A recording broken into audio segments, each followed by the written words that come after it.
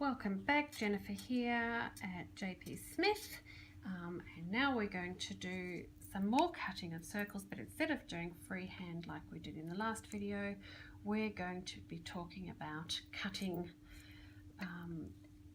our shapes out for our stock of shapes, but using other methods. So I'm going to start off by turning this fabric around. You can see we still have these sharp folds that we can't really work with, so we're going to cut them off. If they're really sharp like this and they're not, you know, when you fold them like this, they have a curve, but when they've been sitting folded for a long time, it's really tight, and you can just leave it there because it's very easy to work with.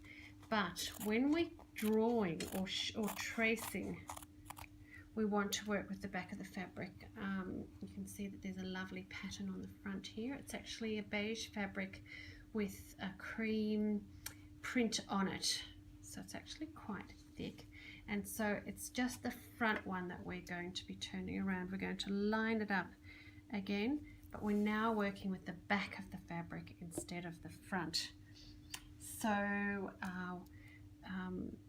there's a few things about doing it this way. The first is that we can actually fit more on.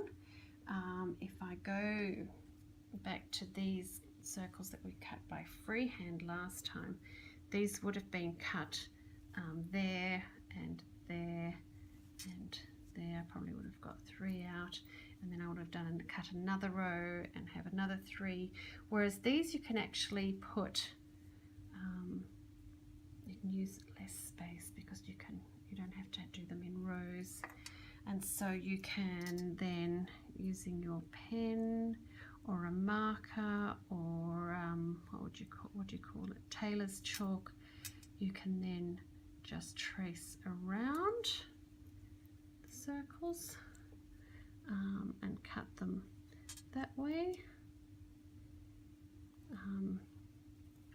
You can then, I would, or you can either, we've got a smaller gap here, so you can fit that one in. We didn't trace around that one, and you might not feel game cutting freehand, but you might feel a bit more confident drawing freehand. So you don't have to follow shapes. You can kind of go a little bit of both, and you can go, you know what, I think that some nice teardrops fit in these points here, and then a nice circle fits in there, and we actually have another teardrop there, and we have another teardrop here, and we have another teardrop there. So you can fit in a lot more. You can really go to town, and you can do this freehand, or you keep going and you do your tracing, which you'll do much better than I am doing. I don't trace, so I don't do a lot of that. And then you still cut it. We're still 3 deep. We lose a bit on the edge. You can line it up better. In fact, I can move these up and line it up with the corner much better, then we're not wasting any fabric. And the reason you draw on the back is obviously so that you often land up with a little bit of, you can just see at the bottom here, there's a little bit of pen. If that was, you don't want that on the front. So you've still cut it out the same way as I did, but you're landing up with, and the other thing is, okay, if you watch here, I'm going to go through, and I'm going to, instead of turning around, I'm going to go to this line here, and I'm going to go around, and I'm actually going to go like this and like this and like this. I like working in smaller pieces. The more you have dragging off the end, the heavier they are, and it pulls in the wrong direction, whereas you have much more control when you're dealing with small pieces of fabric.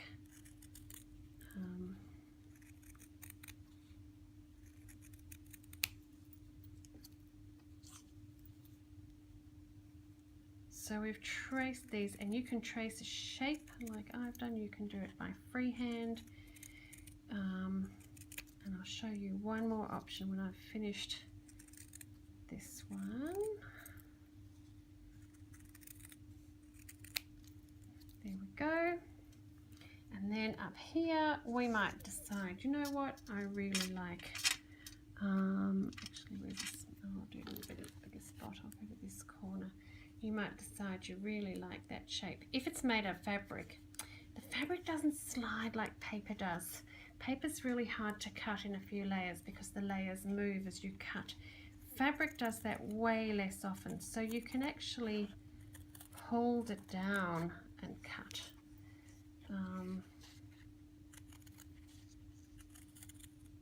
That works really well too.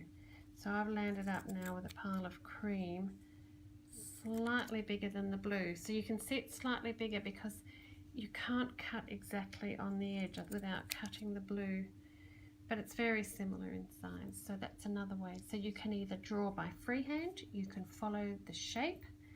In theory, you could also cut around a more solid shape. You could cut around a button or something like that. It's a little harder to do because it doesn't stick like the fabric did. Got too much. See, this is what happens when you've got too much on the back. Let me just cut it off and then I can trim it. I don't really like this method. It's harder to get it. Oh, it's not too bad. I just feel that those lines aren't as curved. I feel like there's lots of stopping and starting little points there. Whereas if you go back to my freehand ones, they have the smoothest edge. I don't know how well you can see that. Anyway, so you don't have, if you're not game enough to do freehand cutting of shapes for your stockpile, then feel free to trace them either freehand or tracing around your circles or other shapes. Again, I work all my pieces into teardrops and circles of different sizes, and I'm now going to go and cut some more and spend the afternoon adding to my stock. Thanks for watching. See you next time. Bye.